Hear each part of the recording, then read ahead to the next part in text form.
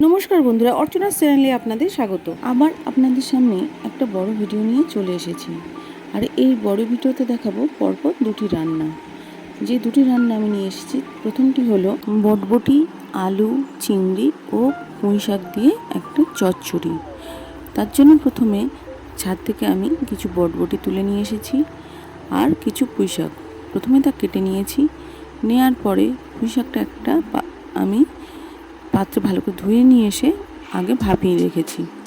এরপরে বটবটিটা কেটে নিয়েছি আর আলুটা প্রথমে ভাজার মতো ঝিরিঝিরি করে কেটে নিয়েছি। চিংড়িটাও আমি পরিষ্কার করে ধুয়ে নিয়েছি। প্রথমে আমি বটবটিগুলো তেলের মধ্যে ভালো করে ভেজে নেব। বটবটিটা প্রথমে আমি তেলের মধ্যে ভালো করে ভেজে তুলে নিয়েছি। এরপরে ওই কড়াইতেই আরও একটু তেল দিয়ে আলুটা ভালো করে আমি ভেজে তুলে নেব।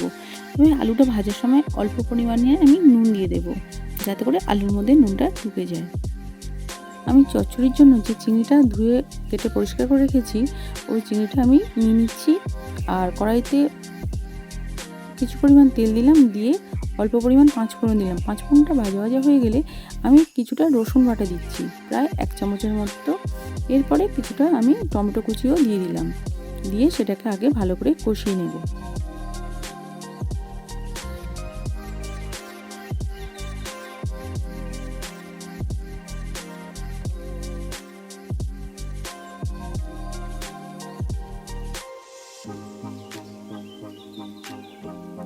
টমেটোটা কষানোর সময় আমি অল্প পরিমাণে নুন দিচ্ছি, যাতে করে টমেটোটা গলে যায়।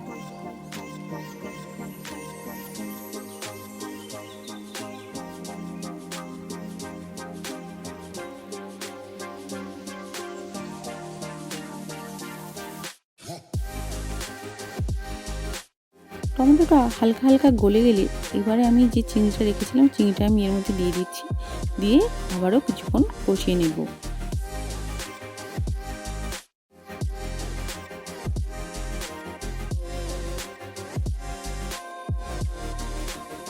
চিংড়িটাও একটু ভালো করে ভাজা ভাজা হয়ে গেলে যে পুঁই শাকটা আমি ভাপাতে দিয়েছিলাম অন্য একটি কড়াইতে, সেটা আমি দিয়ে দেবো। তবে তার আগে আমি অল্প একটু পরিমাণে হলুদ দিয়ে দিচ্ছি, যতটা পরিমাণ তরকারিতে লাগবে। তার সঙ্গে দিয়ে দিলাম লঙ্কা গুঁড়ো ও 1 চামচ জিরে গুঁড়ো ও ধনে গুঁড়ো।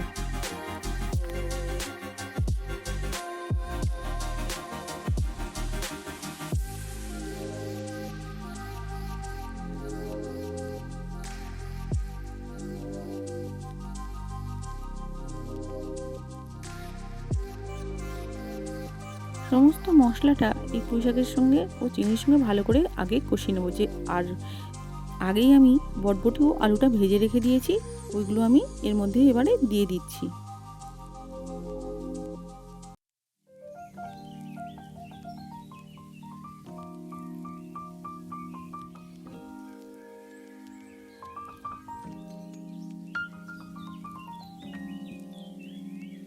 আলু ভাজার সময় আমি যেহেতু আগে নুন দিয়েছি ও টমেটোতে নুন দিয়ে নিয়েছি, তাই খুব অল্প পরিমাণে নুন দেব, যাতে তরকারিটা নুনে বিষ না হয়ে যায়। এবারে আমি সমস্ত মশলার সঙ্গে সবজিগুলো ভালো করে কষিয়ে নিচ্ছি। সমস্ত সবজিগুলো ভালো করে কষানো হয়ে গেলে তরকারির মধ্যে আমি পরিমাণ অনুযায়ী জল দিয়ে দিচ্ছি।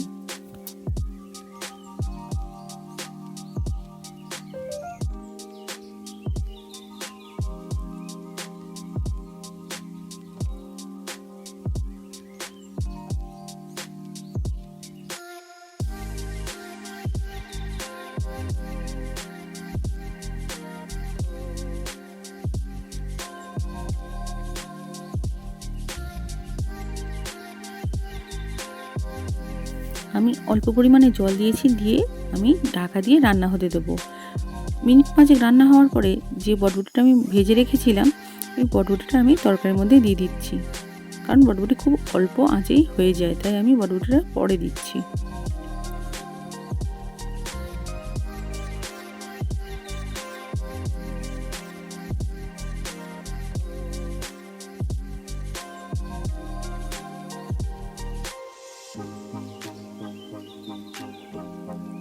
বটবটিটা দেওয়ার পরেও আরও 2 মিনিট আমি ঢাকা দিয়ে রান্না করে নেব। এরপরে ঢাকনা খুলে দেখব তরকারিটা আর কতটুকু বাকি আছে। না, তরকারিটা বন্ধুরা আর বেশি বাকি নেই, মিনিট 2 হলেই তরকারিটা আমার হয়ে যাবে। আমি একটু জলটা মেরে নেব। প্রায় তরকারিটা আমার হয়ে এসেছে। এবারে আমি উনুনটা বন্ধ করে দেব।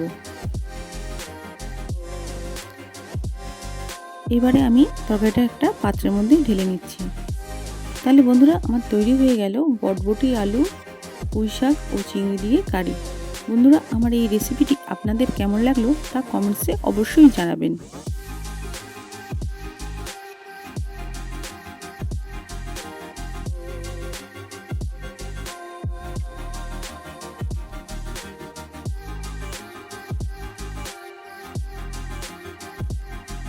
তাহলে চলুন বন্ধুরা পরের রান্নাটি নিয়ে আসি। পরের রান্নাটি হলো হাতে গড়া বড়ি, ল্যাঠা মাছ দিয়ে পাতলা ঝোল।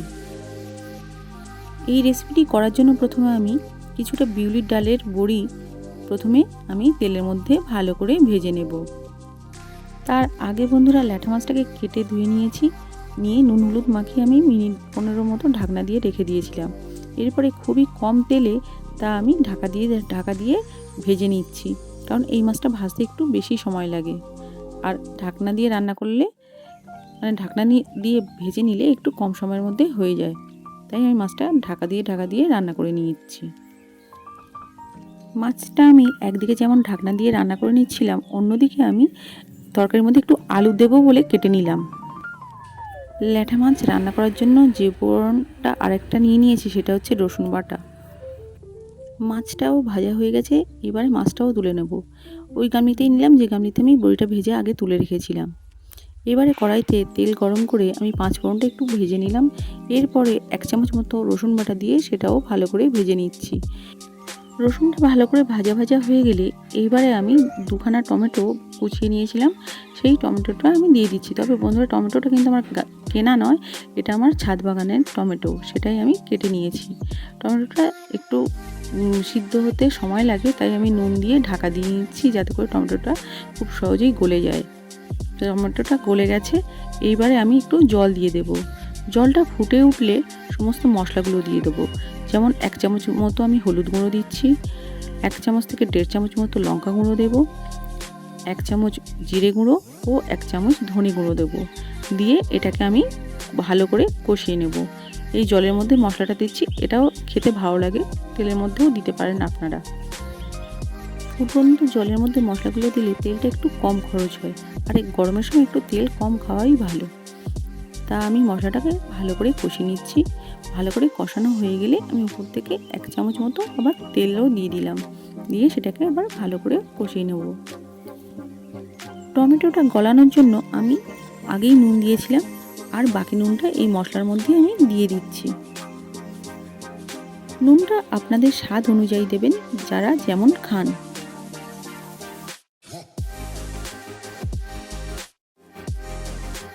মশলাটা এবারে ভালো মতো কষানো হয়ে গেছে। এবারে আমি এর মধ্যে জল ঢেলে দেব। তরকারিতে যে আলুটা দেবো বলে কেটে নিয়েছিলাম তা আমি আর দিইনি। বড়ি আর ল্যাঠা মাছ দিয়েই আমি তরকারিটা করে নিচ্ছি, এতেও খেতে ভালো লাগবে। আলুটা আমি দিলাম না, আলুটা আমার খুব একটা যেহেতু খেতে ভালো লাগে না, তাই আলুটা আমি বাদই দিলাম। ঝোলটা ফুটে উঠলে প্রথমে আমি বড়িগুলো দিয়ে বেশ কিছুক্ষণ ঢাকনা দিয়ে রান্না করে নেব। এরপরে ঢাকনা খুলে আমি যখন দেখব বড়িগুলো সিদ্ধ হয়ে গেছে, তখন ভাজা মাছটা এবারে আমি এর মধ্যে দিয়ে দেব। দিয়ে আবারও কিছুক্ষণ আমি ফুটিয়ে নেব।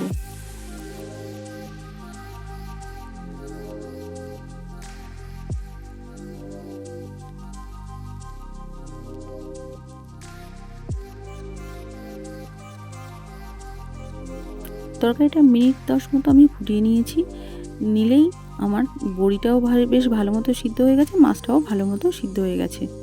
এবারে উনুনটা আমি বন্ধ করে দেব। তরকারিটা আমার তৈরি হয়ে গেছে, এবারে আমি একটা পাত্রের মধ্যে ঢেলে নিচ্ছি। তাহলে বন্ধুরা আমার তৈরি হয়ে গেল হাতে গড়া বড়ি ও ল্যাঠা মাছের পাতলা ঝোল। বন্ধুরা আমার এই রেসিপিটি আপনাদের কেমন লাগলো তা কমেন্টসে জানাবেন। আর পরপর এই যে দুটো রেসিপি আপনাদের করে দেখালাম গরমের জন্য, তা কেমন লাগলো কমেন্টসে বলবেন। আর যদি ভালো লাগে তাহলে একটা লাইক ও শেয়ার করে দেবেন। আর যে সমস্ত বন্ধুরা আমার এই ইউটিউব চ্যানেলটিকে এখনও পর্যন্ত সাবস্ক্রাইব করেননি, প্লিজ একটি সাবস্ক্রাইব করে দেবেন। তাহলে আজকের মতো ভিডিওটি আমি এখানেই শেষ করছি। আবার দেখা হবে নতুন অন্য কোনো ভিডিওয়ে। তাহলে দেখা হচ্ছে পরের ভিডিওয়ে। তাহলে আজকের মতো আসছি বন্ধুরা, নমস্কার, ভালো থাকবেন, সুস্থ থাকবেন।